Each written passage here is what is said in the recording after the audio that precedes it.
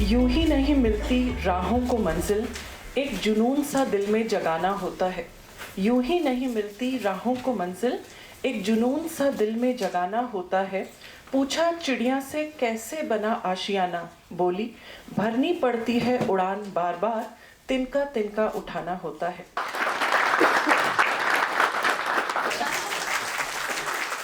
इसी प्रकार हमें अपने कौशल और हुनर को विकसित करने के लिए बार बार प्रयास करना पड़ता है। इन्हीं शब्दों के साथ आप सबका ICT tools and artificial intelligence पर एक हफ्ते की कार्यशाला में हार्दिक स्वागत है। हम बहुत सौभाग्यशाली हैं कि हमारे बीच हमारे मुख्य अतिथि दिल्ली विश्वविद्यालय के सबसे लोकप्रिय registrar doctor Vikas Gupta sir मौजूद हैं। सर, हंसराज महाविद्यालय में आपका पुनः स्वागत है। आप हमारे महाविद्यालय के पूर्व छात्र रहे हैं, ये हमारे लिए हर्ष और गर्व का विषय है। हमारी आज की मुख्य वक्ता Shrimati Meenakshi Sahay ma'am, joint registrar recruitment Delhi विश्वविद्यालय। परम आदरणीय professor Rama ma'am, IQAC director Shrimati Alka Kakkar ma'am, हमारी उप प्राचार्य प्रोफेसर विजय रानी राजपाल मैम, कार्यशाला में आए सभी प्रतिभागी, शिक्षकगण एवं अतिथिगण, आप सबका पुनः इस उद्घाटन सत्र में पुनः स्वागत है। अब मैं मंच पर आसीन सभी महानुभावों से आग्रह करती हूँ कि वे दीप प्रज्वलित कर इस कार्यशाला का शुभारंभ करें।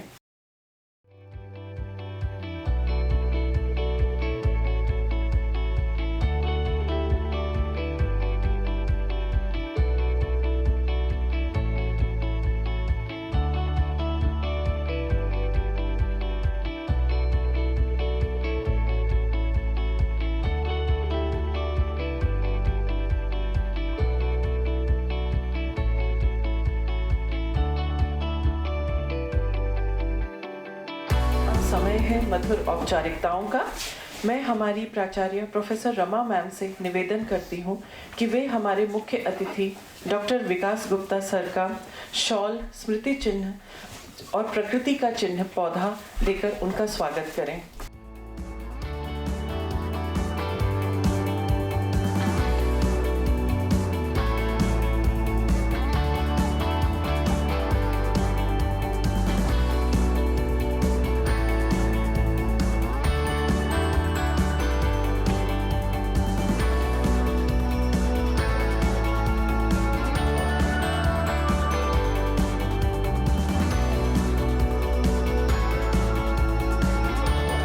अब मैं हमारी परम आदरणीय प्राचार्य प्रोफेसर रमा मैम को स्वागत भाषण के लिए मंच पर आमंत्रित करती हूँ।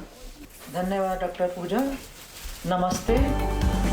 आज 2024 की पहली वर्कशॉप और पहली वर्कशॉप की non teaching staff Hansraj college, उसके मुख्य अतिथि डॉक्टर विकास गुप्ता, मुख्य वक्ता मीनाक्षी सहाय जी, कॉलेज की vice principal professor Vijay Rani Rajpal, botany department, college की IQAC director madam Alka Kakkar from economics department, programme convener doctor Pooja Jha, doctor Alka Khurana, doctor Savita, non teaching staff के सभी मेंबर्स, आप सबको 2024 की बहुत बहुत बधाई, 2024 के लिए बहुत बहुत शुभकामनाएं। डॉक्टर विकास गुप्ता क्योंकि इसी कॉलेज के छात्र रहे हैं। मीनाक्षी जी सच में कॉलेज के लिए बड़ा गर्व का, बहुत ही कॉलेज हमेशा गर्व करता है जब कोई संस्था से विद्यार्थी निकलकर और उस जगह पर पहुंचकर ना केवल बैठता है बल्कि वहां की हवा बिल्कुल बदल कर वहां स्थापित कर देता है कि मैंने संस्कार, मैंने अनुशासन, मैंने शिक्षा हंसराज कॉलेज से ली है, इसीलिए दिल्ली विश्वविद्यालय लगातार दौड़ रहा है। विकास गुप्ता, आज क्योंकि आप हमारे मुख्य अतिथि हैं, कॉलेज हमेशा आपसे गर्व करता है और परमपिता परमेश्वर से हम प्रार्थना करते हैं कि दिल्ली विश्वविद्यालय के साथ साथ हंसराज कॉलेज की प्रगति करता रहे और ईश्वर आपको स्वस्थ रखे, प्रसन्न रखे। आपके साथ है मीनाक्षी सहाय जी। मीनाक्षी मैडम अक्सर पूछती हैं कि हंसराज कॉलेज इतनी तेज गति से काम कैसे कर लेता है। मीनाक्षी जी, दो कारण हैं उसके। एक तो कि काम आप करवाती हैं क्योंकि रिक्रूटमेंट सारा आपके पास। हमें तो रोज के कहीं भी अगर हम कभी डॉक्टर विकास गुप्ता से बात करते हैं, बहुत बिजी रहते हैं, वो कहते हैं चिंता क्यों करते हो, मीनाक्षी मैडम से बात कर लो ना।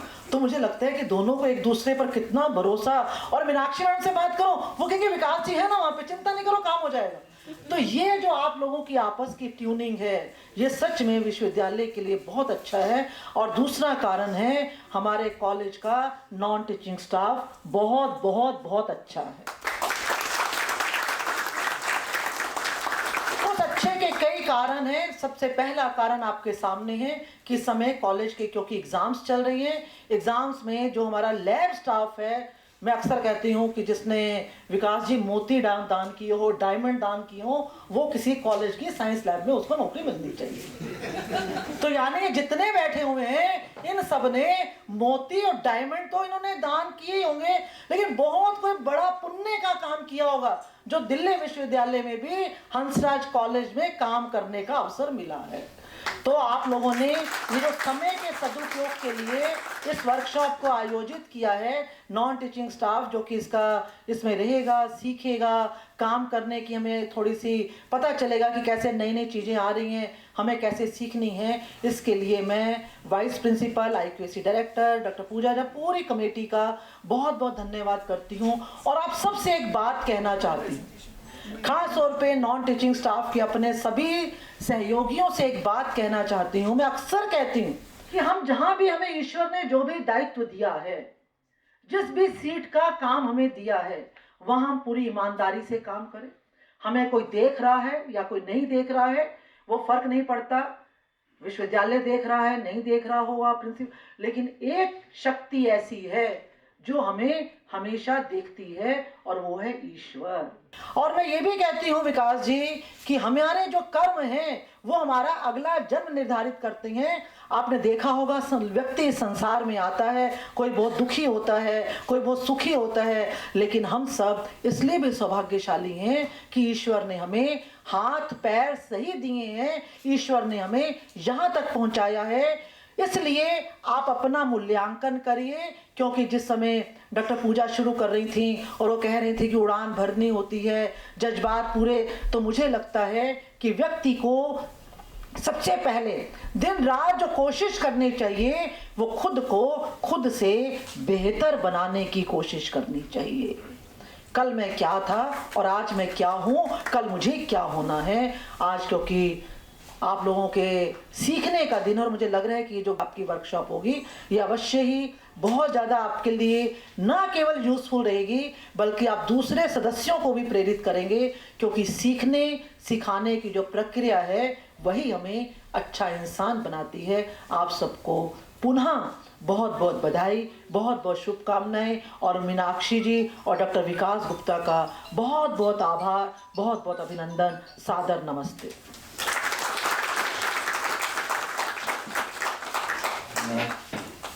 बहुत बहुत धन्यवाद मैम। हमारे मुख्य अतिथि डॉक्टर विकास गुप्ता सर ने अपना कैरियर 1994 में all India council for technical education में असिस्टेंट डायरेक्टर के पद से शुरू किया था। 1999 में सर ने गुरु गोविंद सिंह इंद्रप्रस्थ यूनिवर्सिटी में असिस्टेंट रजिस्ट्रार के पद को स्वीकार किया एवं 2002 में दिल्ली विश्वविद्यालय में डेप्यूटी रजिस्ट्रार के पद पर कार्य किया। 2006 में सर ने central board of secondary education CBSE में joint secretary and regional officer के पद पर कार्य किया एवं 2010 में डिस्टेंट एजुकेशन काउंसिल में डायरेक्टर एंड मेंबर सेक्रेटरी के पद पर कार्यरत रहे। 2007 में सर ने पुनः दिल्ली विश्वविद्यालय में जॉइंट रजिस्ट्रार का पद स्वीकार किया। तब से सर दिल्ली विश्वविद्यालय में ही अपनी सेवाएं प्रदान कर रहे हैं। सर, मैं आपको मंच पर आपके चिर प्रतीक्षित भाषण के लिए आमंत्रित करती हूं। आप हमारे प्रतिभागियों का उत्साहवर्धन करें। नमस्कार, आप सबको नव वर्ष की बहुत बहुत शुभकामनाएं। ये नव वर्ष आप लोगों के लिए बहुत मंगलमय हो। परम आदरणीय प्रिंसिपल मैम प्रोफेसर रमा, जैसा आपको पता है कि मैं इसी कॉलेज का छात्र हूं, तो जब मैं इस कॉलेज में आता हूं तो मुझे अपना वो समय याद आता है कि जब मैं इन कॉलेज की गलियारों में था, पढ़ता था, तो यहाँ के हर टीचर जो पहले थे, जो आज हैं, जो कल भी होंगे, वो हमेशा मेरे लिए टीचर ही रहेंगे। धन्यवाद मैम, आपने मुझे बुलाया। Professor Vijaya, professor Alka, professor Pooja, the entire team of IQAC and my colleague Meenakshi Sahay, joint registrar recruitment and promotions, और आप सब पार्टिसिपेंट्स। रमा मैम इनिशिएटिव्स बहुत सारे लेती हैं, इनिशिएटिव लेती हैं, सबसे काम करवाती हैं और हमसे भी काम करवाती हैं। तो आज सुबह ठंड बहुत थी, मैं सोच रहा था कि कितने पार्टिसिपेंट्स पहुंचेंगे, कितने नहीं पहुंचेंगे, लेकिन बहुत खुशी हुई है देख के कि समय की पाबंदी को ध्यान में रखते हुए आप सब लोग यहाँ एकत्रित हुए। मैम ने जो IQAC की टीम के साथ मिलके इस प्रोग्राम का जो आयोजन किया, इसके लिए भी मैं इनको बहुत बहुत शुभकामनाएं देता हूँ, क्योंकि आज का भारत, आज से 25 साल बाद जो विकसित भारत होने जा रहा है, उसको ध्यान में रखते हुए कि हमारे क्या क्या चीज़ें हमें करनी हैं, क्या क्या चीज़ें हमें विकसित बना सकती हैं, क्या हमें करना है, उसको लेके इस वर्कशॉप का आयोजन किया गया। ख़ास तौर से जो इसका टॉपिक चूज़ किया, ICT टूल्स और आर्टिफिशियल इंटेलिजेंस, जो आने वाले समय में हम ये मान के चलते हैं कि इन्हीं का दो का समय है, जो आगे बहुत लोगों के जीवन को स्मूथ और सिंपल बनाएगा। हम लोग ये सोचते हैं कि क्या विकसित भारत बनाने का ठेका हम लोगों ने लिया है, क्या ये हमारा कार्य है? जी हाँ, ये हम सबका कार्य है। हम सबको मिलके ऐसा कार्य करना है कि देश विकसित बने। विकसित भारत की परिभाषा क्या है? कैसा होगा सपनों का देश हमारा? हम क्या सोचते हैं देश के बारे में? रोटी, कपड़ा और मकान, ये हर किसी के लिए ज़रूरी है, और हम लोगों का कंट्रीब्यूशन इस तरीके से है कि हम किस तरीके से सबकी ज़िंदगी को बेहतर बना सकते हैं, क्या कार्य हमको करना है। नौकरी आपको मिल गई है, नौकरी आप कर रहे हैं, आप अपने कार्य क्षेत्र में हैं, लेकिन उस कार्य क्षेत्र में जब आपके पास कोई बच्चा आता है या आपके पास कोई टीचर आता है, आपसे अपेक्षा करता है कि आप उसको बताएं, कुछ चीज़ दें, क्योंकि उसी अपेक्षा से हर कोई आपके पास आते हैं। आपकी सीट का कार्य है वो आप जानते हैं, आप लोग करते हैं, और ये जो 7 दिन का प्रोग्राम चलेगा, मैं ये भी मान के चलता हूँ कि आप लोग नई नई चीज़ें इसमें सीख पाएंगे। हम ये भी सोचते हैं कि हमें सीखने की ज़रूरत क्या है, कि मेरी सीट का काम तो मेरे पास है, मैं क्यों सीखूं सारी चीज़ों के बारे में। लेकिन आप सब लोग, हर कोई ये चाहता है आगे बढ़ोगे। आप आगे बढ़ोगे कैसे? एक कुएं के मेंढक रह के आप आगे नहीं बढ़ सकते। तो ये जो ट्रेनिंग प्रोग्राम ऑर्गेनाइज कराए जाते हैं, इन ट्रेनिंग प्रोग्राम्स के माध्यम से आप सब लोगों को नई नई चीज़ें सीखने का मौका मिलता है। और देखिए, इनिशिएटिव प्रिंसिपल मैडम का है, टीम पूरी लगी, स्पीकर बाहर से आएंगे, वो आपको बता के जाएंगे चीज़ों के बारे में। कितनी चीज़ आप धारण करना है या नहीं करना, ये आप पे निर्भर है। वो बोल के जाएंगे, बता के जाएंगे। आप उन चीज़ों को समझिए, देखिए, सीखिए, और उनमें से क्या क्या चीज़ें आप अपने कार्य क्षेत्र में इम्प्लीमेंट कर सकते हैं, तो इस ट्रेनिंग प्रोग्राम का फायदा है। भारत सरकार ने कई चीज़ें करी। सबसे पहले जो नई शिक्षा नीति आई, जिस शिक्षा नीति को हम लोगों ने इम्प्लीमेंट करा, नॉन टीचिंग स्टाफ का एक अहम रोल है शिक्षा नीति को इम्प्लीमेंट करने में। जब शिक्षा नीति को हम बनाते हैं, हम लोगों ने उसमें स्किल एजुकेशन का भी कंपोनेंट रखा है, और स्किल एजुकेशन कई लैब्स में भी है, कई और कंपोनेंट्स में भी है। तो आप लोग, जैसे मैडम ने बताया कि यहाँ पे अधिकतर लोग लैब वाले हैं क्योंकि एग्ज़ाम चल रहे हैं, वो हैं, तो आप लोगों की जिम्मेवारी और बढ़ जाती है कि किस सब्जेक्ट के अंदर स्किल एजुकेशन प्रोवाइड की गई है, उस सब्जेक्ट की स्किल एजुकेशन को आप भी जानिए, आप भी सीखिए, और जो नई जनरेशन आ रही है उसको नई चीज़ें सिखाइए। आप लोगों के पास एक सुनहरा मौका है कि आप एक महाविद्यालय में हैं, और जो कि दिल्ली विश्वविद्यालय का ही नहीं, पूरे भारतवर्ष का एक प्रथम महाविद्यालय है हंसराज महाविद्यालय। आप वहाँ पे हैं तो आप लोगों के पास एक मौका है, अच्छी फैसिलिटीज़ हैं, अच्छा टीचर्स हैं, कि जहाँ पे आप जो बच्चों को लैब में प्रैक्टिकल कराए जाते हैं, जो बच्चों को नई चीज़ें सिखाई जाती हैं, आप ये मत मान के चलिए कि आपका काम सिर्फ इस चीज़ तक लिमिटेड है कि आपने कैपेसिटर, रेजिस्टेंस, माइक्रोस्कोप्स, डिशेस ला के रखनी है, धो के रखनी है। आपका काम उससे भी ज़्यादा है। आपको उन लोगों के साथ बैठ के वो चीज़ें सीखनी है। मेरे को अपना समय याद है, सेठी सर थे हमारी लैब में, जो शायद लास्ट ईयर ही रिटायर हुए। उनकी नॉलेज बहुत अच्छी थी, अच्छी है, और जब हम प्रैक्टिकल करते थे, उस प्रैक्टिकल की छोटी छोटी चीज़ें जब हम उनसे पूछते थे वो हमें बताते थे। तो आज देखिए, मैंने एक सेठी सर का नाम लिया, और भी हमारे साथ स्टाफ थे, तो उन लोगों से हमने सीखा, हम उन लोगों से मिले। तो आप ये सोचिए कि कोई भी छात्र जब आपसे मिलता है, वो आपसे क्या क्या चीज़ें सीखने की अपेक्षा रखता है, और अगर आप नहीं बता पाते या नहीं समझा पाते तो उस छात्र पे आपका इम्प्रेशन अच्छा नहीं पड़ता है। जब आप लोग किसी के पास जाते हैं, किसी से कोई मदद मांगते हैं, कुछ सीखना चाहते हैं, और वो व्यक्ति आपको जवाब नहीं देता, आप सोचिए कैसी इमेज आप कैरी करते हैं उस व्यक्ति की। तो आप लोगों का दायित्व बहुत ज़्यादा है इस संदर्भ में कि आप लोग नई चीज़ें सीखें और नई चीज़ें कराएं। हमारा जो करिकुलम है नया शिक्षा नीति के तहत, ये 4 साल का जो नया करिकुलम आने जा रहा है, इसमें बहुत चेंजेस हैं। कई तरीके के रिसर्च प्रोजेक्ट्स आएंगे, कई तरीके के स्टार्टअप्स आएंगे, कई इनोवेशंस हम देख रहे हैं, और उन इनोवेशंस में आपका पार्टिसिपेशन बहुत और बेहद ज़रूरी है। विकसित भारत का गवर्नमेंट ने एक पोर्टल भी बनाया, जहाँ पे गवर्नमेंट कहती है कि आप लोग अपने आइडियाज़ वहाँ पे दीजिए। उन्होंने यूथ का कहा है, और जहाँ तक मैं यहाँ बैठे हुए लोगों को देख रहा हूँ, मुझे सारे यूथ नज़र आ रहे हैं यहाँ पे। आप में से कितने लोगों ने उस पोर्टल को देखा? कि कोशिश करो उस पर देख के कि उस पर क्या भारत सरकार आपसे अपेक्षा कर रही है। मैं आपको बताऊं, जब 2020 में शिक्षा नीति 29 जुलाई 2020 को लागू हुई, कम से कम 2.5 लाख सजेशंस आए थे, through mail, through other mechanism, जिनको एक समिति ने देखा और शिक्षा नीति का जो पहला स्वरूप बना उसको चेंज करा।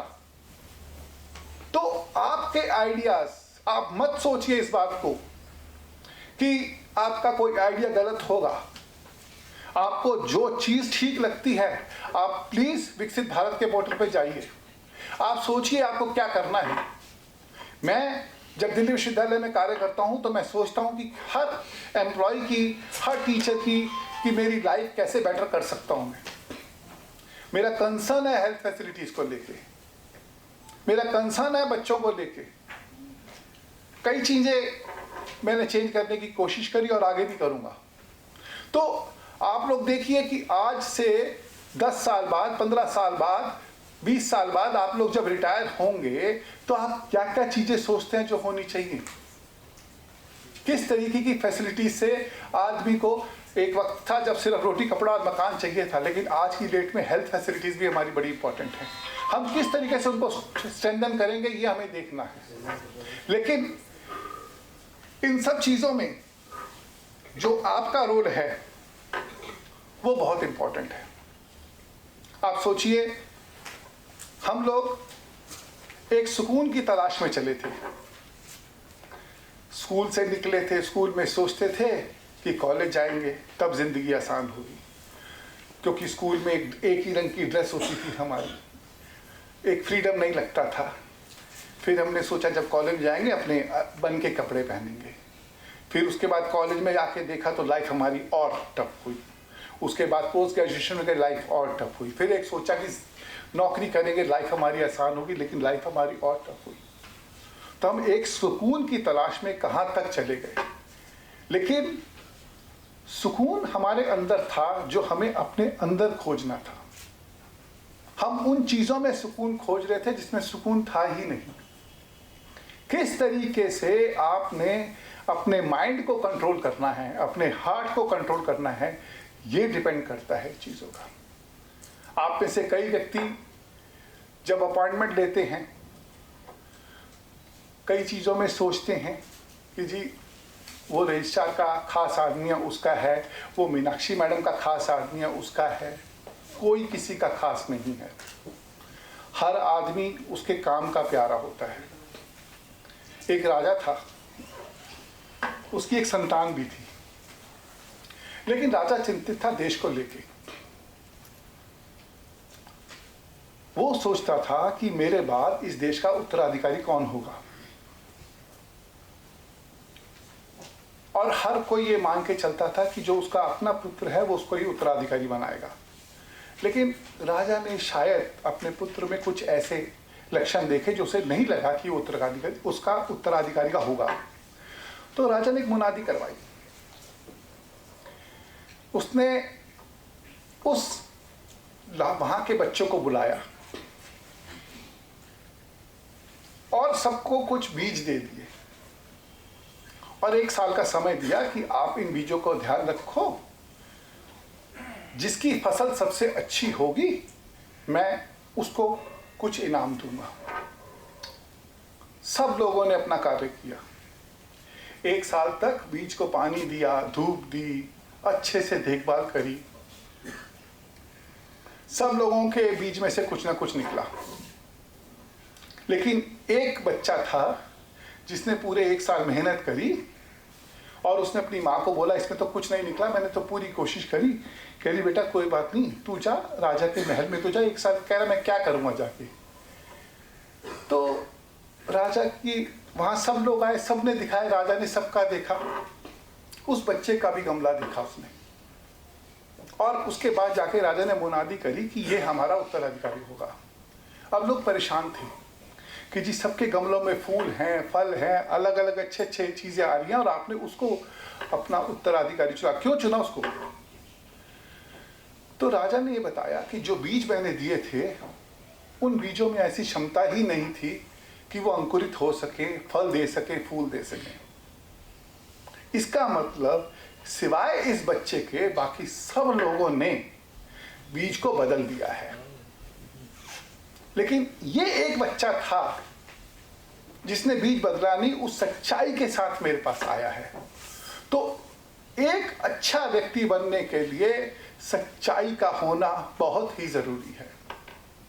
तो आप लोग जब अपने कार्य क्षेत्र में काम कर रहे होते हैं, हम लोग ये सोचते हैं कि ऊपर वाले को नहीं पता चलेगा कि हम क्या कर रहे हैं, कि हम बेवकूफ़ बना रहे हैं किसी को काम ना करते हुए, कि हम सीट पे बैठे हैं, हम पूरा दिन सुबह 9 बजे से आए और शाम को 5:30 चले गए, काम हमने निकाला नहीं, बैठे देखते रहे। तो ये डिसऑनेस्टी है आपकी अपनी सीट के साथ, अपने साथ। ये सबको दिखती है कि आप क्या कर रहे हैं, क्या नहीं कर रहे, और सबसे ज़्यादा ये चीज़ आपको पता है कि आप क्या कर रहे हैं। तो आप लोग इन चीज़ों को ध्यान रखिए। Your duty is towards your work, do your work diligently, religiously. वो कहते हैं ना कर्म ही पूजा है, तो वो इसीलिए कहते हैं कर्म पूजा है। तो आप लोगों को ये सारी चीज़ें, देखिए आपके हर एक्शन मेरे इस देश को विकसित भारत की तरफ लेके जाएंगे। अगर आप में से कोई व्यक्ति इस कॉलेज का अहित करने की सोचेगा और किसी और तरीके से इस इंस्टीट्यूशन को हार्म करने की सोचेगा, तो वो कॉलेज को तो हार्म कर ही रहा है, हर्ट कर ही रहा है, मेरे देश को भी हर्ट कर रहा है। तो आप लोगों को ही ये जिम्मेवारी बनती है। कई बार डिफरेंसेस होते हैं, कई बार चीज़ें नहीं होती, हर किसी के हिसाब से चीज़ें नहीं हो सकती, क्योंकि हर एक की एक मर्यादा है कार्य करने की। तो आप लोगों की और दायित्व बनता है कि अपने काम को और सुचारू रूप से करें कि जिससे कि आपका कार्य क्षेत्र अच्छा हो सके। एक छोटी सी कहानी और मैं आपको बताऊंगा, फिर मैं अपनी बात को रोकूंगा। कि किसी ने बहुत सही कहा है कि मिलेगी परिंदों को मंजिल, ये उनके पर बोलते हैं। मिलेगी परिंदों को मंजिल, ये उनके पर बोलते हैं। कुछ लोग खामोश हैं लेकिन उनके हुनर बोलते हैं।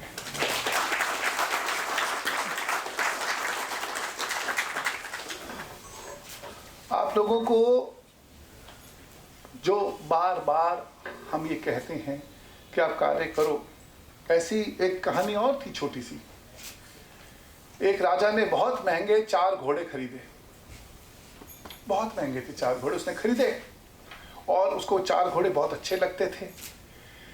लेकिन राजा ने उनके ऊपर घुड़सवारी करने की कोशिश करी, वो कर नहीं पाया।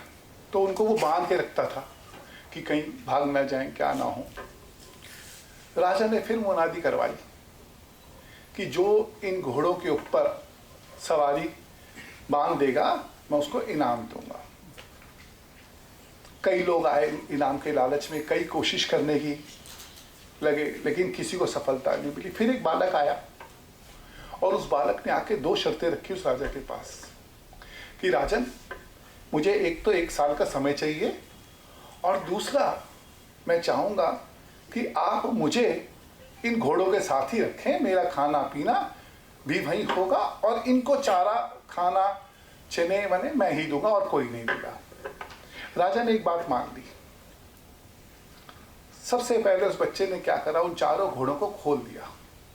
जैसे उनको खोला वो 4 घोड़े उसके दौड़ने लगे अच्छे से और वो साथ साथ में उन घोड़ों के साथ दौड़ने लगा।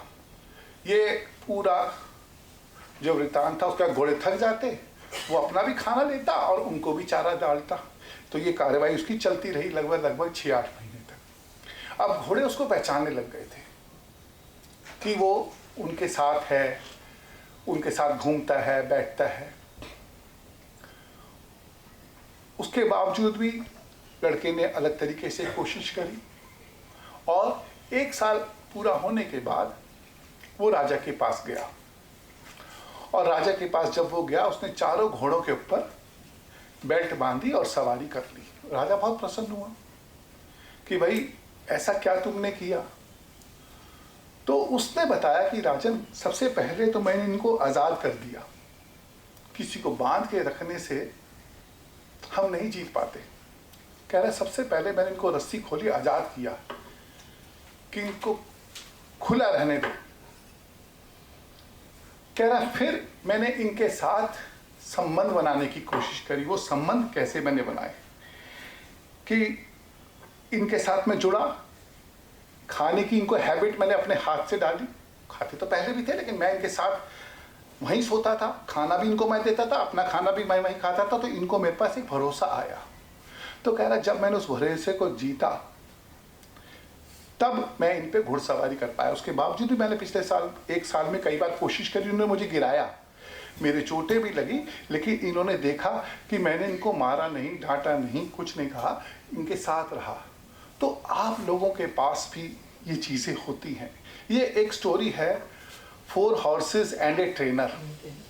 ट्रेनर आप लोग हैं और वो जो 4 घोड़े हैं जिनको चिंता, क्रोध, घमंड और लालच, अब ये 4 वर्ड्स हैं, चिंता, क्रोध, घमंड और लालच।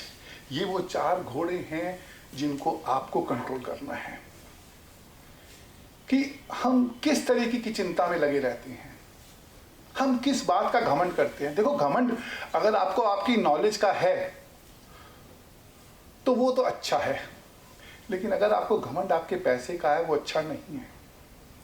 ज्ञान का घमंड फिर भी ठीक है, पैसे का घमंड ठीक नहीं है। क्रोध, आप हर किसी पे क्रोध करते हैं, अपने साथी पे क्रोध करते हैं, वो भी ठीक नहीं है। और लालच तो हम सब कहते हैं कि लालच तो हम बचपन से सीखते आते हैं, बुरी बला है।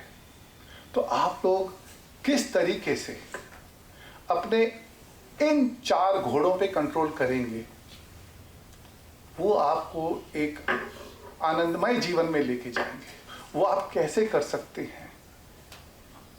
अच्छे कपड़े पहनने से नहीं हो सकता, लेकिन आप कितने खुश रहेंगे, लोगों के साथ मिलेंगे, एक दूसरे के साथ साथ चलेंगे, वो आपको उस तरफ लेके जाएगा।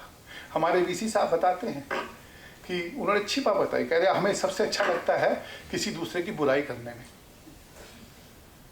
बहुत मज़ा आता है दूसरे की बुराई करने में। बात भी सही थी। जब मैंने सोची कि वीसी साहब ने बोली और बात मैंने सोची कि हाँ ये बात तो सही है कि हम निंदा रस में बहुत मज़े लेते हैं, लेकिन उन्होंने बोला कि किसी की तारीफ करके देखो आप, और तारीफ बड़ी मुश्किल से होती है। 2 चीज़ें जो वीसी सर ने बोली और बड़ी सटीक बोली कि किसी भी व्यक्ति से 2 चीज़ें लेनी बड़ी मुश्किल है, एक तो उससे पैसा और दूसरा उससे तारीफ। लेकिन आप कोशिश करिए कि अपने साथियों की एक साथ मिलके तारीफ करिए, उनके साथ मिलजुल के चलिए।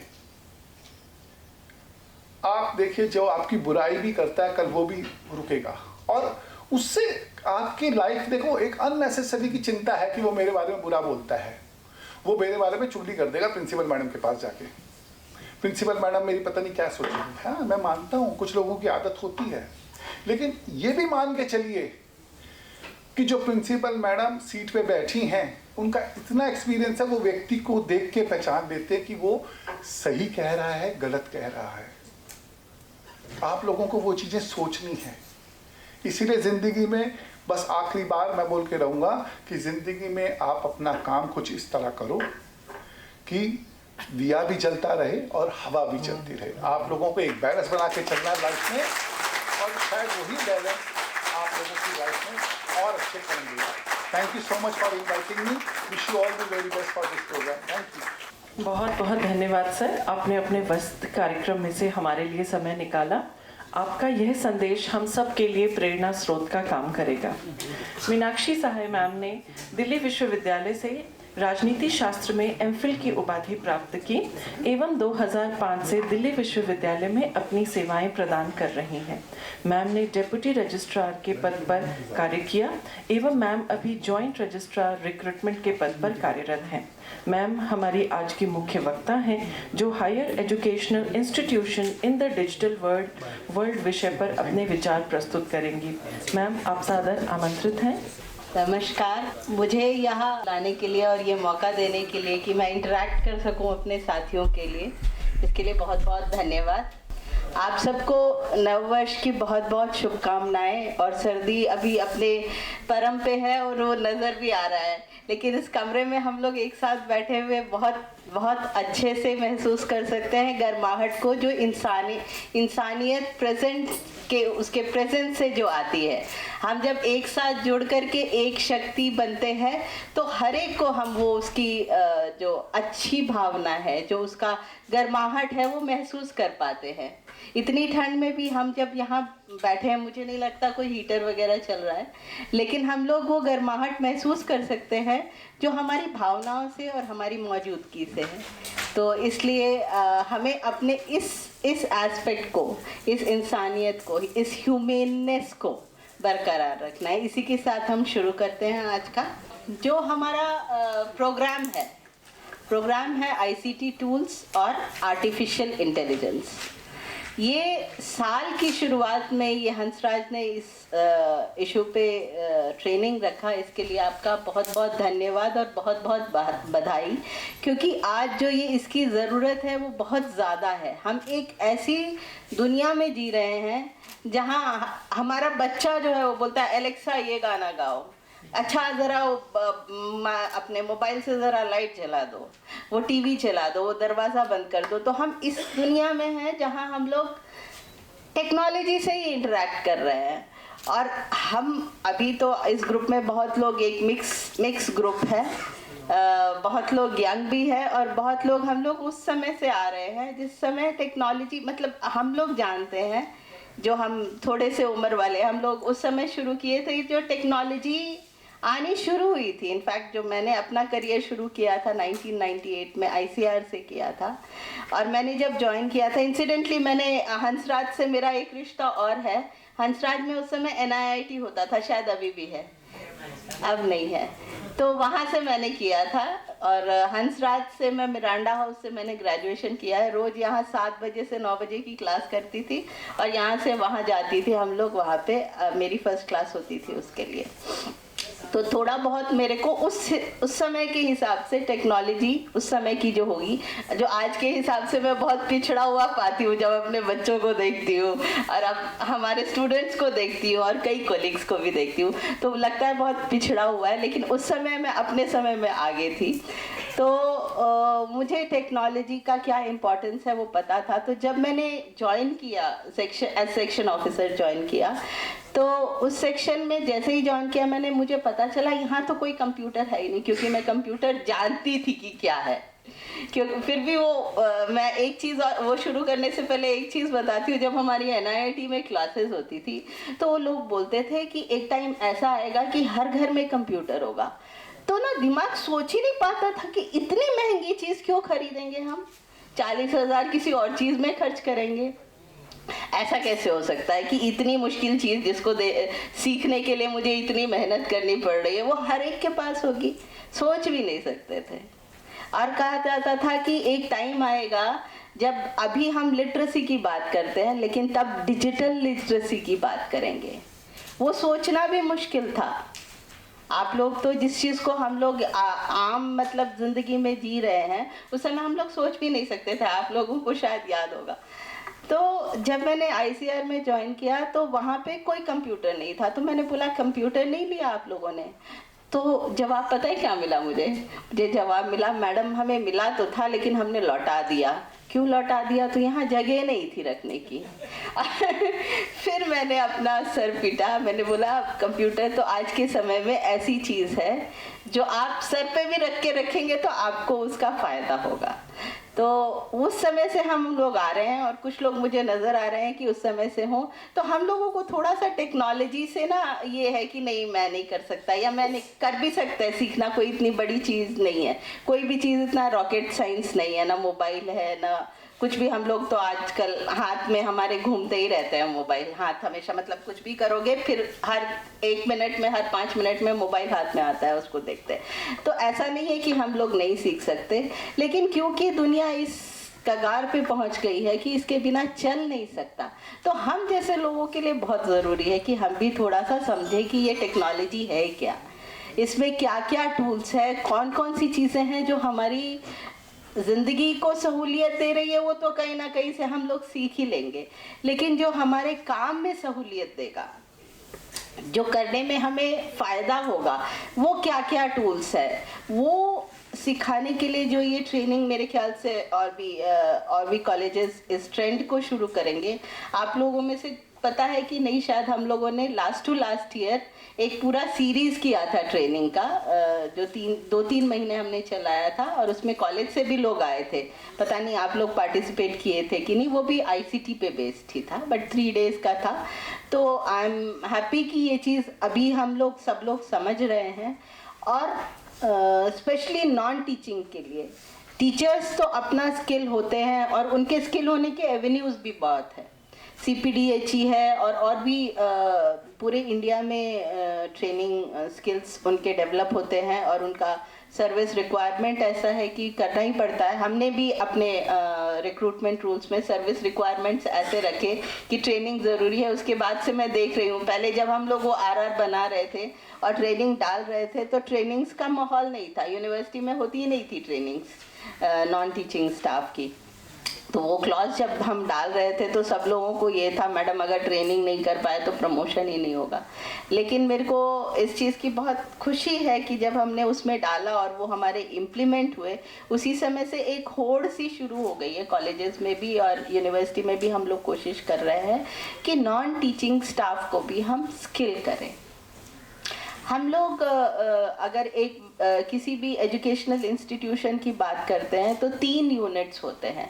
सबसे इम्पॉर्टेंट होते हैं स्टूडेंट्स, क्योंकि उन्हीं को हमें वही हमारे क्लाइंट शब्द मैं नहीं यूज़ करूँगी क्योंकि वो एक बहुत इकोनॉमिक टर्म है, और विद्या अर्जन और विद्या को देने का जो उसमें जो श्रद्धा है और उसमें जो पावनता है, तो मैं क्लाइंट शब्द नहीं बोलूँगी। लेकिन हमारे जो बच्चे हैं वो हमारे मुख्य उद्देश्य हैं जिनको हमें ट्रेन करना है, और इनको ट्रेन करने के लिए टीचर्स हैं हमारे, और इस पूरी व्यवस्था को कायम रखने के लिए जो तीसरा एलिमेंट है वो हमारा एडमिनिस्ट्रेटिव स्टाफ है। तो अक्सर जो एडमिनिस्ट्रेटिव स्टाफ है उनको खुद को, मैं ये नहीं कहूँगी कि उनको इम्पोर्टेंस नहीं मिलता। आज के समय पे जब हम हमारे रजिस्ट्रार साहब के और वीसी साहब के टाइम में और ऐसे अच्छे अच्छे प्रिंसिपल्स के टाइम पे जो एडमिनिस्ट्रेशन है उनको भी उतना ही इम्पोर्टेंस भी मिल रहा है और काम करने की क्षमता भी मिल रही है, प्रोविज़न भी मिल रहा है, ट्रेनिंग्स भी मिल रही है, इम्पोर्टेंस भी मिल रही है, और वर्क कंडीशंस भी थैंकफुली अच्छी है। हैप्पीनेस इंडेक्स भी आज की डेट में यूनिवर्सिटी में बहुत है, क्योंकि टीचर्स हो या नॉन टीचिंग हो, सबका प्रमोशंस जो उनका देय है वो मिल रहा है। लेकिन एक पता नहीं क्यों अक्सर मैंने देखा है कि एडमिनिस्ट्रेशन के लोगों में वो कॉन्फिडेंस नहीं होता है, वो अपने आप को बहुत कमतर मान के चलते, अपने आप में ही, किसी की वजह से नहीं, अपने आप में ही। तो ये आपको समझने की बहुत ज़रूरत है कि आप जो है इस संस्था की रीढ़ की हड्डी हैं।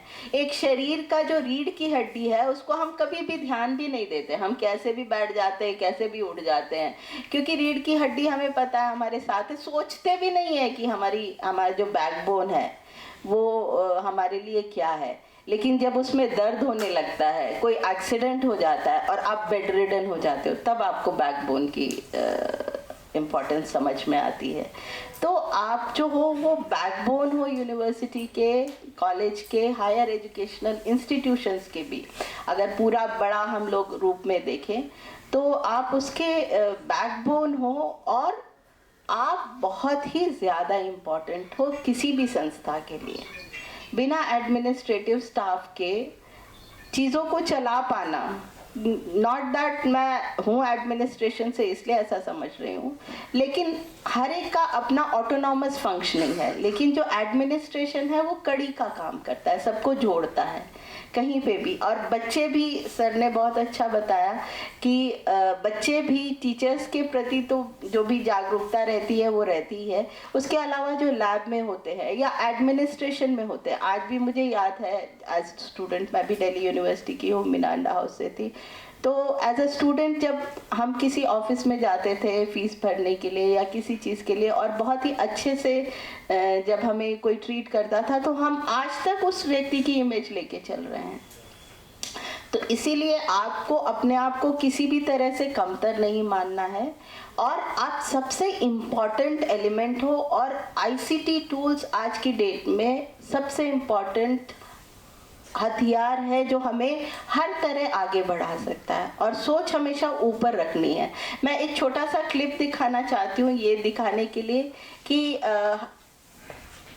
प्रगति के क्या मार्ग है, मेहनत करना, परसिवरेंस, सब चीज़ होती है। लेकिन इसको आप इस वीडियो क्लिप से देखिए तो हमें समझ में ज़्यादा आएगा। शायद आप लोगों ने देखा होगा व्हाट्सएप तो आजकल।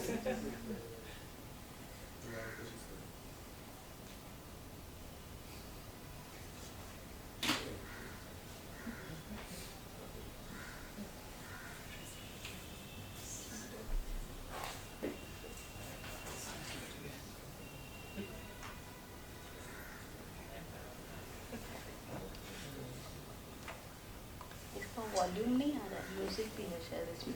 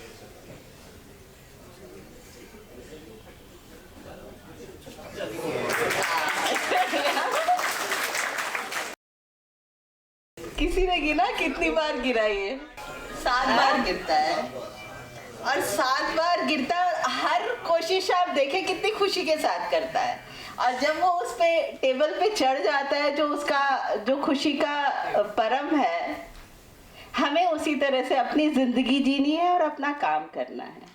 हम लोग एक बार नहीं होता है तो लगता है क्या बेकार चीज़ है, हम लोग एक बार फेल हो जाते हैं तो लगता है कि दूसरे क्या सोचेंगे हमारे बारे में, कि हम क्यों करें, फिर हम तो फेलियर ही है। कल मैंने 12th फेल एक फिल्म देखी, आप लोग 12वीं फेल आप लोगों ने भी देखी होगी, बहुत ही बढ़िया, नहीं देखी तो ज़रूर देखिएगा। जिंदगी में सच्चाई के साथ कोशिश करते रहिए। उसमें एक कॉन्सेप्ट है रीस्टार्ट का। सिविल सर्विसेज कई लोगों ने देने की कोशिश की होगी या दी होगी, नहीं तो कोई ना कोई दे रहा होगा। वो ऐसी सीढ़ी है कि चढ़ते चढ़ते जहाँ भी गिरेंगे वहाँ से आप दोबारा वापस पहुँच जाते हैं। तो वो कॉन्सेप्ट था रीस्टार्ट का, जो यहाँ पे है। The child is restarting every time. एकदम पहुंच के गिर जा रहा है, फिर शुरू कर रहा है, लेकिन खुशी के साथ। तो हमें जो अपना काम करना है उसी खुशी और उमंग के साथ करना है। हम अपने हायर एजुकेशनल इंस्टीट्यूशंस को अगर देखें तो वो 2 रोल प्ले करता है। वो खुद एक एक्टर भी है और एक स्टेज भी है। किसी भी थिएटर में आप देखेंगे एक स्टेज होता है जिस पे एक्टिंग करते हैं, प्लेस होता है, लेकिन यूनिवर्सिटीज़ जो है, कॉलेजेस जो है, एक स्टेज भी है। क्यों स्टेज है? क्योंकि यहाँ आकर के हमारे बच्चे जो है, हमारी देश विदेश के, अब तो विदेश से भी आते हैं और पूरी दुनिया से आते हैं, और इंडिया में भी पूरे कंट्री से। दिल्ली यूनिवर्सिटी एक ऐसा इंस्टीट्यूशन है, ऐसी संस्था है। मैं कश्मीर में गई थी अभी, और वहाँ पे लोग बोल रहे थे कि हमारा तो सपना है दिल्ली यूनिवर्सिटी। आज की डेट में भी अगर आप रिमोट एरियाज में भी जाएंगे, या जनरली आप में से कितनों के बच्चे होंगे 11वीं 12वीं में, अगर उनके करियर काउंसलिंग वगैरह में गए होंगे आप, तो दिल्ली यूनिवर्सिटी प्राइम होता है। मतलब जाके वहाँ पता चलता है कि हम कितनी बड़ी संस्था में हैं। और रमा मैम ने बहुत सही कहा कि हम लोगों ने सच में मोती और हीरे दान किए होंगे कि आज हम इस संस्था के साथ जुड़े हुए हैं और अपना योगदान कर पा रहे हैं। सिर्फ जुड़े नहीं हैं, हमारी वजह, अगर वो आज अच्छा कर रहा है तो कहीं ना कहीं हमारा कंट्रीब्यूशन भी है। और ये चीज़ हमारे लिए बहुत ही मतलब खुश होने की और गर्व की बात है। तो जो ये संस्थाएं हैं हायर एजुकेशन की, ये एक स्टेज है। तो हमारा एक रोल है इस स्टेज को ठीक से बनाए रखे। बच्चे हमारे अच्छे से काम करते रहे, सीख के जाए, नई नई विधाओं में पारंगत होकर के देश में कंट्रीब्यूट करें। कल को जब वो वापस सोचे, हमारे रजिस्ट्रार साहब जब यहाँ खड़े होकर के सोच रहे होंगे उस समय के बारे में कि जब यहाँ गलियों में पढ़ते थे और करते थे, और आज ये पूरी इस विश्वविद्यालय को चला रहे हैं। सोचे तो आप उन लोगों को पारंगत बना रहे हैं जो सिर्फ, मुझे नहीं लगता संस्थाएं हो आपको पता है कि नहीं, मतलब कंट्रोवर्सी बहुत हुई है, बट मोदी जी भी हमारे दिल्ली यूनिवर्सिटी के ही प्रोडक्ट है। And I can say that because मैंने उनका रिजल्ट भी देखा है। बहुत इसके बारे में कोई बढ़ चढ़ के नहीं बोला जाता, लेकिन वो भी हमारे, तो देश जो चला रहा है वो हमारे स्टेज का प्रोडक्ट है। हमारे रजिस्ट्रार इस स्टेज के प्रोडक्ट है। मैं खुद इस स्टेज की प्रोडक्ट हूँ। आज आपके सामने भाषण दे रही हूँ, ये मौका मिल रहा है, लेकिन मैं भी आप ही के इसी बनाए हुए स्टेज से उभर करके यहाँ आई हूँ। हमारे टीचर्स भी कई लोग यहाँ के एल्यूमिनस होंगे। तो आपको ये स्टेज, ये मतलब जो सुविधाएं हैं जो हमें बच्चों को देनी है, स्पेशली लैब में जो लोग हैं, ऑफिस में जो लोग हैं, क्योंकि हर जगह बच्चे को आज की डेट में सब कुछ ऑनलाइन हो गया है, लेकिन आप जानते हैं उस ऑनलाइन को भी फंक्शनल बनाने के लिए आप लोगों का रोल है। हम आज की डेट में भी इतने ऑनलाइन नहीं हुए कि इंसानों की ज़रूरत ना हो। आज भी एडमिनिस्ट्रेशन का बहुत ज़रूरत है। आपको फ़ोन आते होंगे, चैटबॉट्स को रिस्पॉन्ड करते होंगे, क्वेरीज आती होगी। तो उस स्टेज को बनाए रखने में, उस फैसिलिटीज़ को बनाए रखने में हमारा एक रोल है। दूसरा है एज एन एक्टर, हमारे जो प्रयोगशालाएं हैं या हम लोग जो रिसर्च करते हैं, हमारे टीचर्स करते हैं, हमारे रिसर्च स्कॉलर्स करते हैं, इनके बेसिस पे पॉलिसीज़ होती है। कई हमारे इकोनॉमिक एडवाइज़र्स जो रहे हैं देश के, हमारे economics, Delhi school of economics से गए हैं और देश चला रहे हैं। पॉलिसीज जो बन रही हैं देश की, यहाँ की इंटेलिजेंसिया का इनपुट होता है।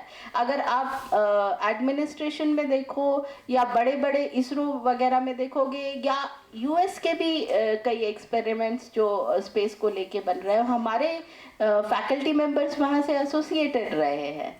तो हम वो एक्टर भी हैं, हम उस काम में भी मदद कर रहे हैं। ठीक है, स्टेज तो हम प्रोवाइड कर ही रहे हैं हमारे स्टूडेंट्स को, हम वो एक्टर भी है। तो हमें वो उस फैसिलिटी को हमारे टीचर्स ज़्यादा से ज़्यादा कंट्रीब्यूट कर सकें, हमारी पॉलिसी अच्छे से अच्छी। देखिए, अगर कुछ भी मीटिंग होती है तो मिनट्स टीचर्स भी बनाते हैं, एडमिनिस्ट्रेशन के लोग भी बनाते हैं, लेकिन आउटपुट वो जो बन रहा है, डॉक्यूमेंट जो बन रहा है, उसमें आपका कंट्रीब्यूशन है। You are acting in it, you are an actor for that purpose. तो आपको एक एक्टिव रोल भी प्ले करना है इस देश को आगे बढ़ाने के लिए। जो हमारा विकसित भारत का, हमारे देश के प्रधानमंत्री का एक सपना है जिसको हमें पूरा करना है। हर एक व्यक्ति को उसमें कंट्रीब्यूट करना है।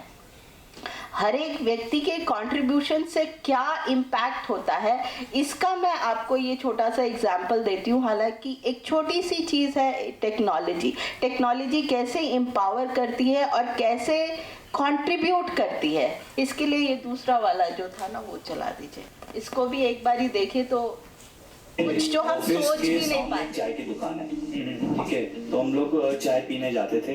पहले तो वो कैश लेता था या वो महीने का हिसाब कर लेता था। अब वो बोलता भैया QR कोड लगा दिया, मैंने स्टिकर लगा दिया है, अब हमको उसमें पेमेंट कर दीजिए, स्कैन कर दीजिए। अब हम लोग स्कैन कर देते हैं, उसके पास उसका पैसा पहुंच जाता है। He is very happy. वो बंदा जो फाइनेंशियली एक्सक्लूडेड था, इस टाइप के 50 करोड़ लोग हैं जिसके बैंक अकाउंट खुले हैं और वो आज उनके बैंक में पैसा आ रहा है, UPI से आ रहा है, जैसे भी आ रहा है। बट आप एक चीज देखिए, जब UPI से पैसा आता है और एक चाय वाला सपोज कीजिए वो 100 चाय बेचता है दिन में और 15 रुपया 20 रुपया जो भी वो लेता है, आप सोचिए वो 100 चाय भी अगर बेचता है और 20 रुपया भी लेता है, तो वो भाई महीने दिन का कितना चाय बेचा? 2000। महीने का कितना चाय बेचा? 60,000। और 12 महीने का कितना बेचा? 7,20,000। 7 लाख पकड़ लीजिए आप। तो उसकी 7 लाख की कैश फ्लो हो जाती है। पहले वो कैश फ्लो क्या था? कैश में था।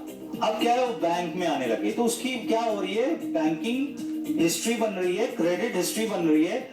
अब कोई भी बड़ा बैंकर आता है, वो देखता है अरे भाई ये चाय वाले के तो 6 लाख रुपए का, 7 लाख रुपए का तो कैश फ्लो है साल का, इसको तो मैं 10 लाख का लोन भी दे दूं तो मेरे को कोई टेंशन नहीं है, इसका कैश फ्लो है, वो मेरे को सर्विस कर देगा। Now that person has become credit वर्दी। जिसको उसको कोई क्रेडिट नहीं देता था, जिसको उसको कोई टच नहीं करता था, आज वो मेन स्ट्रीम में चला गया है, फाइनेंशियली इंक्लूडेड हो गया है, उसको क्रेडिट फ्लो मिलने लग गया है, क्रेडिट हिस्ट्री बन गई है उसकी। और आज उसको जब क्रेडिट मिलता है सस्ते ब्याज दर में, तो वो एक्सपैंड कर रहा है। तो आप सोचिए ऐसे 50 करोड़ लोग जब वो एक्सपैंड करते हैं तो हमारी इकोनॉमी कहां जाएगी? मतलब ये 50 करोड़ लोग बेंच में बैठे हुए थे, they were not the part of the economy, now today they are the part of the economy. हम चंद्रयान में हमने 7 इंजन लगाए, 7 प्रपोल्शन लगाए और चंद्रयान को घूमने भेजा। आज आप सोचिए, आज हमारे इंडियन इकोनॉमी में ऐसे 50 करोड़ माइक्रो इंजन्स लगे हैं, छोटे छोटे माइक्रो इंजन्स। कोई 2 लाख कमा रहा है, कोई 4 लाख कमा रहा है, कोई 5 lakh, but that money is being included in the economy. पहले वो इकोनॉमी में नहीं, पैरेलल इकोनॉमी में चली जाती थी, आज वो इंक्लूड हो रही है। तो आप सोचिए कितना बड़ा एक बूस्ट मिल रहा है। And this is the reason why our economy is doing better, although the European counterpart ले लीजिए, American counterpart ले लीजिए, world economy ले लीजिए, world economy recession में जा रही है, European countries recession में जा रहे हैं, Indian countries growing at 7%, 8% का growth rate, one of the fastest क्या fastest growth rate है इंडिया की। We are completely insulated from the world। अभी आप देखो, क्योंकि ये छोटे छोटे जो इंजन्स की मैं बात कर रहा हूं ना, वो प्रोपेल कर रहे हैं इंडियन इकोनॉमी को, तो वो उस तरह से जा रही है। तो छोटी सी चीज, जिस चीज को हम कभी सोच भी नहीं सकते थे, आज हमारी जिंदगी का हिस्सा है। UPI जो है, सब्जी लेने जाओ, ब्रेड लेने जाओ, अंडा लेने जाओ, कैश नहीं है, चेंज नहीं है, कोई दिक्कत नहीं। और इसका ये इम्पैक्ट, क्या इम्पैक्ट है इंक्लूजन का। तो हमें क्या करना है, टेक्नोलॉजी का यूज़ इंक्लूजन के लिए अगर हम यूज़ करेंगे तो हर व्यक्ति एम्पावर होगा। किसका कंट्रीब्यूशन कितना है ये मैटर नहीं करता। एक छोटी सी चीज़, एक छोटा सा एग्जाम्पल मैं देती हूँ।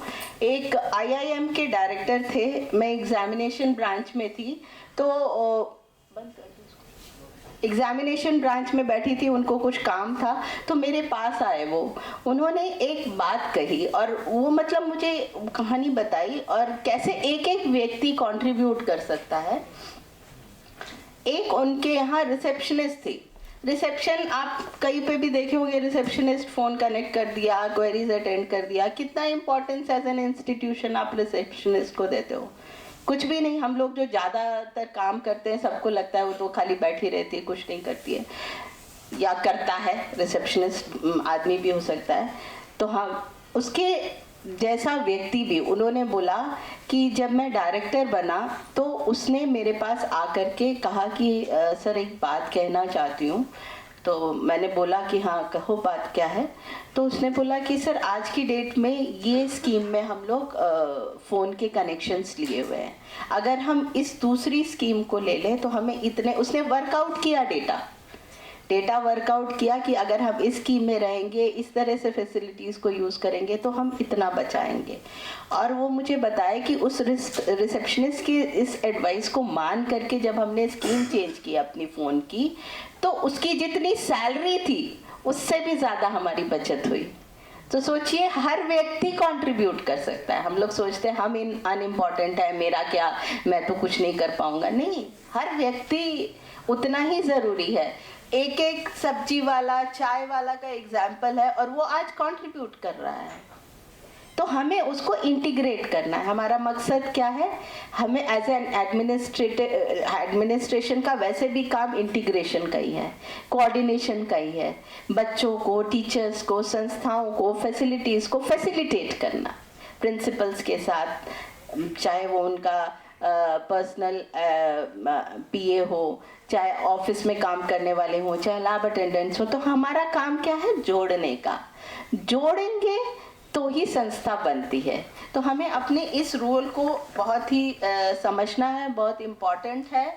और हर व्यक्ति जब कंट्रीब्यूट करेगा तो वो संस्था आगे बढ़ेगी। और इस कंट्रीब्यूशन में अपने स्किल्स को बढ़ाना, अपस्किल करना, जो कि इस ट्रेनिंग सेशन के थ्रू हो रहा है। और ये ट्रेनिंग सेशन सिर्फ आपको अपस्किल नहीं कर रहा है, आप जब यहाँ पे बैठे हो एक कंबाइंड एनर्जी के साथ, डिस्कशन के साथ आप इंटरैक्ट करोगे, आप एक दूसरे से सवाल करोगे, और एक सवाल करेगा, हो सकता है दूसरे के मन में भी वो सवाल हो। तो इस तरह से हमें इन ट्रेनिंग्स में प्लेटफॉर्म भी मिलता है। और एक जो हमारा रोट काम है, रूटीन का काम है, उससे थोड़ा सा हट करके जब हम आते हैं तो रिजुविनेट होके जाते हैं। तो ट्रेनिंग सिर्फ आपको अपस्किल नहीं करती है बट रिजुविनेट भी करती है। और अपने जो ये अपस्किलिंग है इन ट्रेनिंग्स के ज़रिए तो होती ही है। हम अपने सीट पे भी बैठ करके, जैसे मैंने आपको बताया, या छोटे छोटे व्हाट्सएप के वीडियोस होते हैं, कितना मोटिवेट करते हैं। इससे भी हम जब सीखते हैं तो ज्ञान को सिर्फ अपने तक सीमित नहीं रखना है, उसको बांटना है। ठीक है, जितना आप ज्ञान बांटेंगे, पता नहीं आप लोगों में से कितने लोगों ने कभी ना कभी किसी को पढ़ाया होगा, बच्चे को पढ़ाया होगा, ट्यूशन पढ़ाया होगा। तो आपने ये चीज़ रियलाइज़ की है या नहीं, लेकिन मैंने ये चीज़ रियलाइज़ की मैम।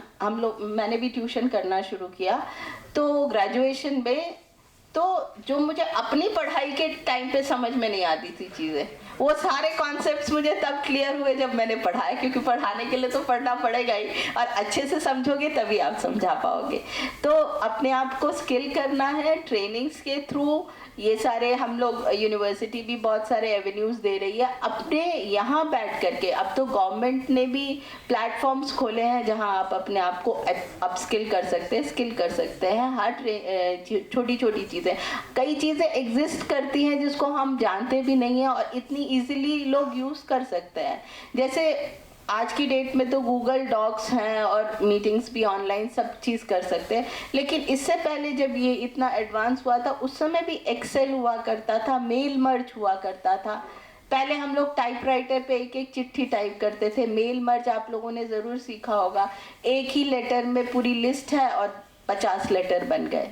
तो इस तरह से टेक्नोलॉजी जो है ये एग्जिस्ट करती है, हमें बस समझने की ज़रूरत है। और जो हमारे मन में एक है कि नहीं मैं नहीं सीखूंगा या मेरे को नहीं आ सकता या बहुत दिक्कत वाली चीज़ है, कोई दिक्कत वाली चीज़ नहीं है। इन इंटरेक्शंस के थ्रू आपको पता चल जाएगा। और किसी भी स्किल का, किसी भी हुनर का कितना इम्पोर्टेंस है वो मैं आपको एक कहानी से बताती हूँ। एक बार क्या हुआ कि एक बहुत बड़ा शिप बनाया गया। मैं टाइटैनिक की बात नहीं कर रही हूँ और ये एक फिक्शनल ही है लेकिन है कहानी। तो बहुत बड़ा शिप बनाया गया, वो भी अनसिंकेबल था और था कि बहुत एफिशिएंटली चलेगा। बहुत बड़े बड़े इंजीनियर्स ने, सारी दुनिया के लोगों ने मिलकर के उस शिप को बनाया। और फिर उसका एक दिन आया जब उसको इनॉग्रेट करना था। जिस दिन इनॉग्रेट करना था वो शिप पता नहीं क्यों शुरू ही नहीं हो रहा था। बहुत कोशिश की, जितने इंजीनियर्स थे सब ने कोशिश की और उसको स्टार्ट करने की कोशिश की, मगर हुआ नहीं, बहुत देर हो गई। तो जो मेन चीफ इंजीनियर था उस टीम का वो बहुत दुखी हुआ कि इतना बड़ा हमने मेहनत किया इतने उसका, और इस तरह से फेल हो जाएगा तो कैसे चलेगा। तब तक किसी ने उसे एक एडवाइस दिया कि एक पुराना मैकेनिक है जो रिटायर हो गया, उसको एक बारी बोल दीजिए, वो भी एक बारी कोशिश करके देख लेता है। तो बोला गया उसको, तो वो आया, उसने बोला अच्छा मैं देखता हूँ। फिर उसने थोड़ा समय लगाया और उस शिप में अंदर जाके कुछ किया। थोड़ी देर में फिर उसने इंजन स्टार्ट किया तो वो इंजन स्टार्ट हो गया और वो शिप चल पड़ा। और वो इनॉग्रल सेरेमनी जो थी वो बहुत पूरी हो गई अच्छे से, सबने तालियां भी बजाई और वो काम हो गया। तो जो उसका लीडर था, उस टीम लीडर था, उस मैकेनिक को आके बोला उसने कि तुमने इतना बड़ा काम किया है, मैं तुम्हें तुम्हारी मुँह मांगी मेहनत आना दूंगा, तुम मुझे बताओ तुम कितना चार्ज करोगे इसका। तो उसने बोला कि ठीक है मैं कल बिल लेके आता हूँ अपना, मैं कल आपको बताता हूँ। तो जब कल वो अगले दिन आया अपना बिल लेकर के, तो बिल था 2 लाख रुपए का। तो फिर बोला इतने 10 मिनट में तुमने ठीक कर दिया, इसके लिए तुम 2 लाख लोगे, ये तो बहुत गलत बात है। तो हम लोग बोलते हैं ना, कोई भी काम करता है कि भाई 60,000 में ये होगा, नहीं ऐसे नहीं, मुझे ब्रेकअप दो। तो उसने भी बोला नहीं मुझे ब्रेकअप दो कि कैसे तुम्हारा 2 लाख मिलता है। तो बोलता अच्छा मैं ब्रेकअप लेकर के आता हूँ। तो थोड़ी देर में वो अपना ब्रेकअप लेकर के आया। और वो ब्रेकअप क्या था? ब्रेकअप था नट को टाइट करने का 10 रुपया। लेकिन कहाँ टाइट करना है, कितना टाइट करना है, उसके लिए 1,90,000, मतलब जो भी हुआ 1000 तो समझ लीजिए, 1000 रुपया उसको नट करने के लिए। और बाकी पैसा किसका? उस स्किल का, उस नॉलेज का, कि इसको कहाँ करना है। नट तो सब कोई टाइट कर लेगा, लेकिन कहाँ कितना टाइट करना है, ये बहुत इम्पोर्टेंट है। और ये चीज़ आती है हमारी स्किलिंग से। ये हमें बताता है कि दूध उबालना बहुत आराम का काम है, लेकिन किसी बच्चे को बोल दो, जिसने काम नहीं किया है उसको बोल दो दूध चढ़ाने के लिए, पक्का उससे वो दूध उबल करके गिर जाएगा, है कि नहीं। सारी जो फीमेल कलीग्स है मेरी हंस रही है, मुस्कुरा रही है कि हाँ ये तो नहीं कर पाएंगे। क्यों? इतनी छोटी सी चीज़ नहीं हो पाती। क्यों? क्योंकि उन्हें पता ही नहीं कि जब उबलने लगे तो कितना कम करना है, किस स्टेज पे बंद करना है। ज़्यादातर लोगों को आज पता है, मुझे पता है, लेकिन इतनी छोटी सी चीज़ में भी एक स्किल है। तो हर चीज़ को काम करने के तरीके का एक स्किल होता है जो हम इस ट्रेनिंग्स के थ्रू सीखते हैं, और बहुत इम्पॉर्टेंट है, हमें इसको समझना ज़रूरी है। और ये हमारे स्किल्स जो होते हैं परफॉर्मेंस को बढ़ा देते हैं। अब उस आदमी को 1,90,000 या 99,000 उसी के लिए मिले ना कि जो उसका स्किल था, है ना। बाकी नट तो कोई भी कर सकता था। तो इसलिए स्किलिंग बहुत ज़रूरी है।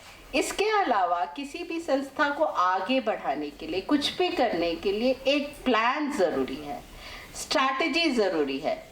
और स्ट्रैटेजी का सबसे पहला पार्ट है कि स्ट्रैटेजी कैसे बनानी है, इसकी भी ट्रेनिंग है। स्ट्रैटेजी क्या है? किस तरीके से बनना है, किस समय दूध का गैस का नॉब कम करना है, किस समय पे नॉब ज़्यादा करना है, किस समय पे नॉब बंद करना है। इस छोटे से काम की ये स्ट्रैटेजी है। वैसे ही हमें विकसित भारत बनाना है। विकसित भारत बनाने की क्या स्ट्रैटेजी होगी?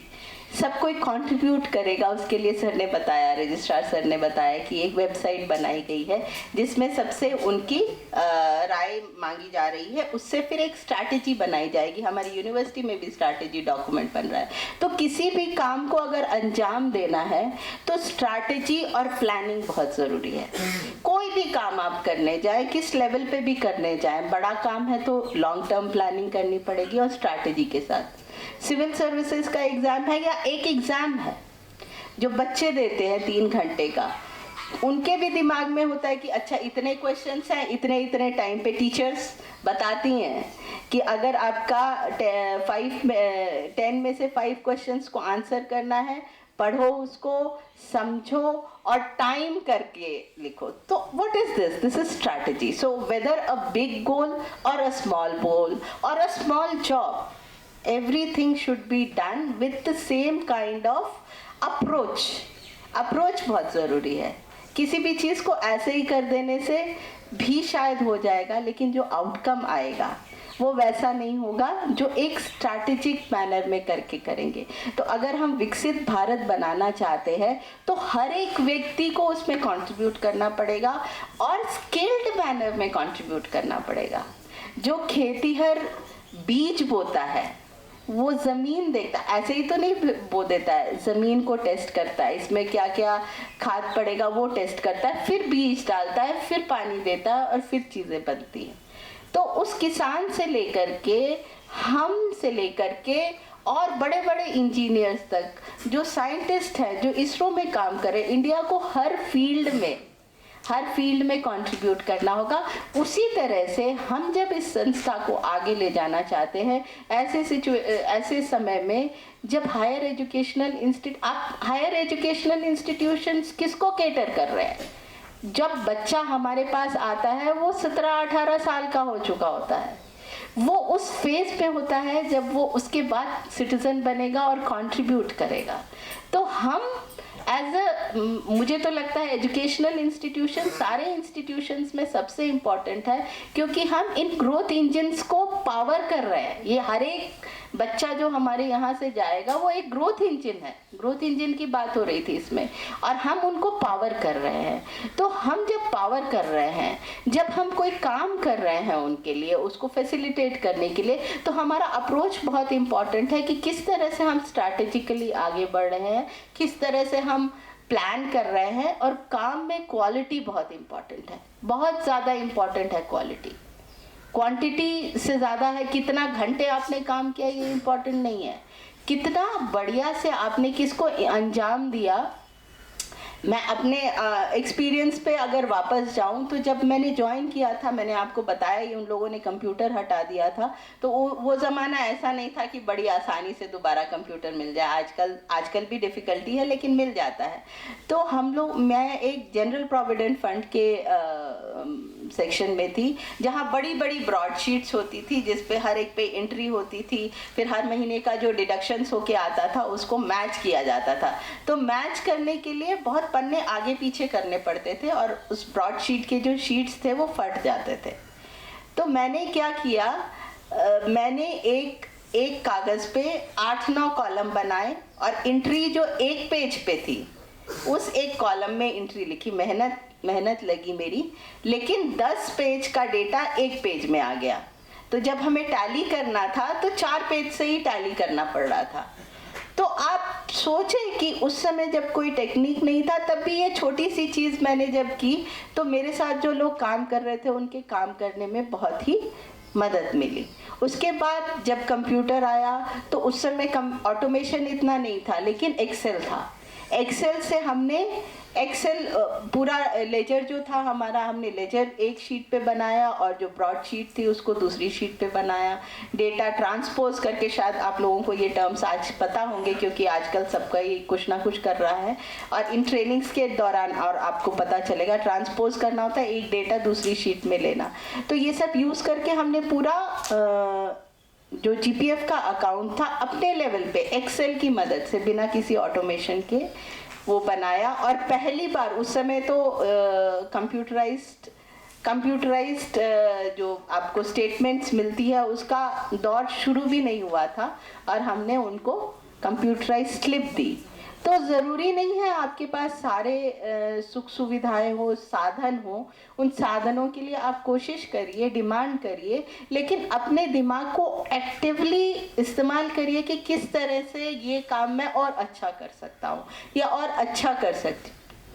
जितना इस दिशा में काम करेंगे ना, आपको एक तो अपने काम के प्रति भी खुशी होगी, और उस छोटे छोटे काम से जो आउटपुट होगा, जो भी पॉजिटिव छोटी सी चीज़ भी होगी, वो भी आपको खुशी देगी, और वो आपको बताएगा कि कितना मैंने अच्छे से काम किया। और वो जो आप अच्छी भावना लेकर के जाएंगे घर पे, तो अपने परिवार को भी अच्छे से कंट्रीब्यूट करेंगे, और अगले दिन दोबारा आपको आने का मन करेगा, क्योंकि हाँ, मुझे और देखना है, क्या इनोवेट कर सकता हूँ, किस तरह से बेहतर काम कर सकता हूँ। टेक्नोलॉजी आपको मैंने बताया ज़रूरी है। इस तरह से आप छोटी छोटी चीज़ों में हम कंट्रीब्यूट कर सकते हैं। एक चीज़ जो और हमें समझने की ज़रूरत है, दिल्ली यूनिवर्सिटी आज की डेट में हम जिस सोसाइटी के सेक्शंस को केटर कर रहे हैं, आज भी हमारे यहाँ जो है, ठीक है, अपर क्लास से लोग आते हैं, लेकिन हमारा एजुकेशन जो है इतना एक्सेसिबल है कि जो ठीक से घर में जिनके यहाँ 10,000 रुपये भी नहीं आते, उनके वैसे स्टूडेंट्स भी हमारे यहाँ पढ़ने आते हैं, और उनको फ्री शिप्स वगैरह मिलती है। अभी 1 जनवरी को वीसी साहब हमारा डेटा प्रेजेंट कर रहे थे, तो उन्होंने एक बड़ी अच्छी बात कही कि फैकल्टी ऑफ टेक्नोलॉजी में हमारा इस बार शुरू हुआ है बीटेक कोर्स, तो उसमें प्रोविज़न रखा गया कि 1 लाख की लगभग फीस है पर सेमेस्टर। तो उसमें प्रोविज़न रखा गया कि जिसकी एनुअल इनकम 4 लाख है, उसको 50% फी वेवर मिलेगा, और जिसकी 8 लाख, उल्टा बोल दिया मैंने, जिसकी 8 लाख से कम है उसको 50% मिलेगा, और 4 लाख से कम है उसको 90% वेवर मिलेगा। तो उन्होंने ये बात बताई कि जब हम लोग एडमिशन कराने वाले थे तो सोचे कुछ लोगों को फी वेवर देना पड़ेगा, हमें ज़्यादा लोग नहीं होंगे, लेकिन जब पता चला कि 90% जो स्टूडेंट्स हैं हमारे, वो फी वेवर वाले हैं। तो इस चीज़ को वीसी साहब ने कहा कि ये तो खुश होने वाली बात है, दुखी होने वाली बात नहीं है, खुश होने वाली बात है, क्योंकि हमारी यूनिवर्सिटी उस सेक्शन को केटर कर रही है जो हमारी मदद से वो वर्ल्ड क्लास शिक्षा लेके जाएंगे, ट्रेनिंग लेके जाएंगे, कंट्रीब्यूट करेंगे, जो अदरवाइज जो प्राइवेट इंस्टीट्यूशंस हैं वो अफोर्ड नहीं कर सकते। तो हमें इस बात को बहुत अच्छे से समझना है कि हम उस सेक्शन को कर रहे हैं। आज के देश में, आज के समय में हमारा देश जो है सबसे ज़्यादा पॉपुलस है, डेमोग्राफिकली नंबर 1 है, लेकिन हमें क्या करना है, डेमोग्राफी को डिविडेंड में कन्वर्ट। डिविडेंड क्या होता है? शेयर्स और डिविडेंड में तो हर कोई इन्वेस्ट करता है, मेरे ख्याल से आजकल इन्वेस्टमेंट एक बड़ा ऑप्शन हो गया। तो डिविडेंड क्या हुआ? उसका फ़ायदा। हमें इस डेमोग्राफी का फ़ायदा उठाना है पूरी दुनिया में कंट्रीब्यूट करने के लिए। वसुधैव कुटुंबकम का नारा हमारा है, जिसको हमने G20 के दौरान पूरे दुनिया का बना दिया। 1 अर्थ, 1 फैमिली, 1 फ्यूचर, सबको मिल के करना है। तो हमारा जो ये डेमोग्राफिक डिविडेंड बनाना है, जो ये हमारा ह्यूमन रिसोर्स है, इसको हमें डेवलप करने के लिए हर एक बच्चा जो हमारे यहाँ से जाए, वही जा कर के कल का सिटीजन बनेगा, वही हर एक चीज़ करेगा जो हमारे देश को विकसित बनाएगा। तो हमें उनको केटर करना है, और ICT टूल्स इसमें बहुत ज़्यादा मदद करती हैं, इसलिए बहुत ज़रूरी है कि हम ये करें। फीचर्स के बारे में मैंने आपको बताया ही कि बहुत सारी चीज़ें हैं, आप इस ट्रेनिंग के दौरान सीखेंगे ही, और कैसे छोटी छोटी चीज़ें आपको छोटे छोटे काम में मदद कर सकता है। जब एक टीम काम कर रही है एक ही डॉक्यूमेंट पे, सपोज आप लोग ब्रोशर बना रहे हैं, 4-5 लोग ब्रोशर बना रहे हैं, ब्रोशर अगर आप गूगल डॉक्यूमेंट पे बनाएंगे तो एक ही व्यक्ति अपने कन्वीनियंस पे अलग अलग समय पे उसको एडिट कर सकता है, अलग अलग पार्ट उसका बना सकता है। तो इस तरह के बहुत सारे टूल्स हैं जिसके बारे में आप पढ़ेंगे। आजकल आर्टिफिशियल इंटेलिजेंस जो है एक अपकमिंग शब्द आ गया, ChatGPT को आप बोलते हैं आर्टिफिशियल इंटेलिजेंस है। तो आपको लगता है कि आर्टिफिशियल इंटेलिजेंस इतना नया है? नहीं, जब आप और सिर्फ चैट जीपीटी नहीं है, जब आप मोबाइल में कुछ भी टाइप करने लगते हैं तो नीचे आपके शब्द आने लगते हैं, करेक्ट स्पेलिंग आने लगती है। आप जब अपनी गाड़ी चलाते हैं तो अपने आप चीज़ें उसमें हो जाती हैं, ऑप्शंस आ जाते हैं।